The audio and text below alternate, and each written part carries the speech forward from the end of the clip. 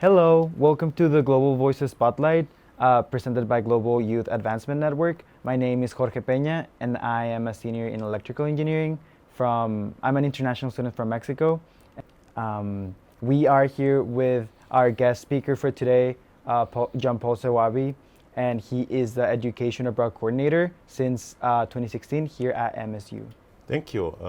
Thank you for having me.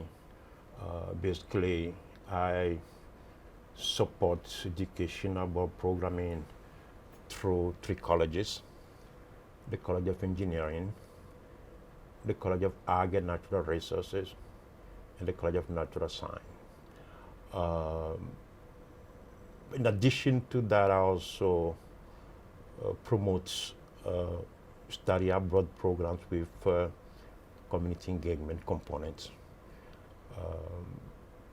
meaning program with service learning, civic engagement, or basically programs that are called community-based Okay.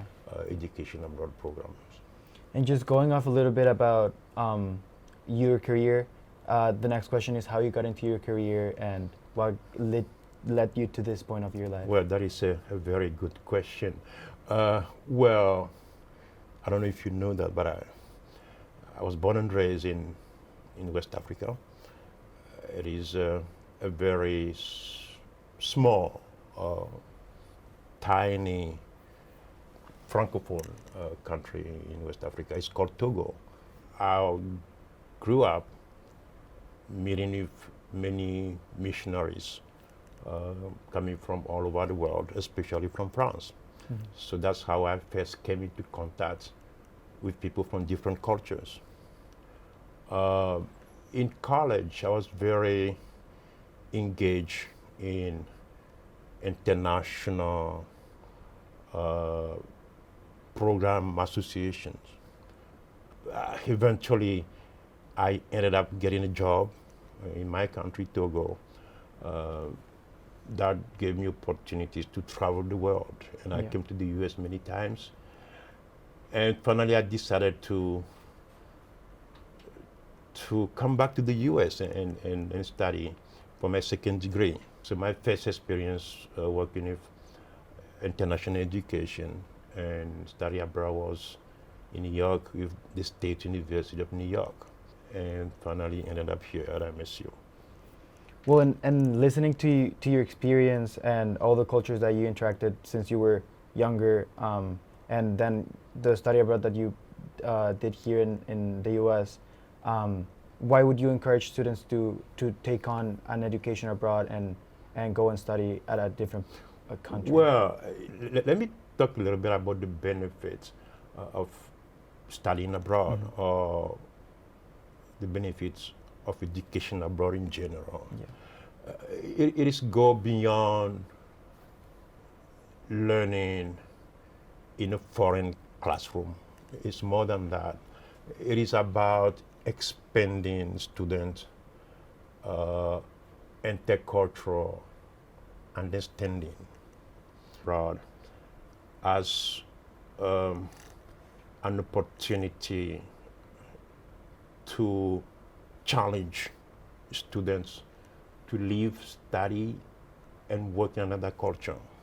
No, I agree, because like here at MSU is also my study abroad experience, I would say, and like interacting with people from a lot of different cultures. I feel like that's something that gives you skills, especially in a world where you're probably gonna work at a company where more than just your culture is going to be portrayed. And well, understanding how important these experiences are, how would you say, how available do you think they are for a college student, or is there any like financial opportunities for students who want to? Yes, I mean, study abroad is for everybody. You know, people used to think that study abroad is only for students from rich family, mm-hmm. or things like that. That's not true, because the Office for Education Abroad offer scholarship for all students that are qualified. That is one. But also MSc colleges. They also have scholarship for students Yeah. that might be qualified. I would like to say something. You need to start your research early, at least 1 year. Well, one of the next questions is, what are the challenges that a student or even instructors can face while studying abroad or while preparing for studying abroad? I think the first, I would say, biggest challenge now is the health and safety of participants, of students. If everybody is concerned about health, you remember you went through COVID, Yeah. and so parents are still concerned, about the health and safety of their students. So we are, we also as a staff, a professional in education abroad, we want to make sure that we are sending students to places that are safe, where students can study and be successful. So that's the first challenge that is confronting many education abroad programs now. So you need to carefully select your location and present it in such a way that parents, students themselves know that you are doing the best we can to make the experience safe and successful. And as for the next question is, what is some of your projects or some of your work here at MSU that's like helping the Spartans have a better experience when they study Well, abroad? I was able to work with other units on campus, on MSU campus, to develop a rubric that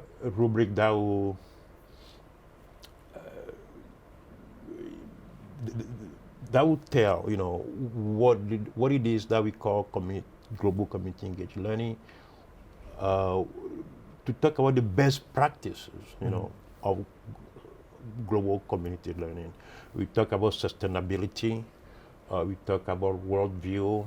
And that is working with the communities in the Yes. So countries. I work with, few units here, like the Center for Global Community Engaged Learning here on campus, where we develop that rubric that is available on our website, in my office as well, to guide. It's like a guidance or guidelines for faculty to use when they are interested in developing education abroad program with community engagement component. Recently, 3 years ago,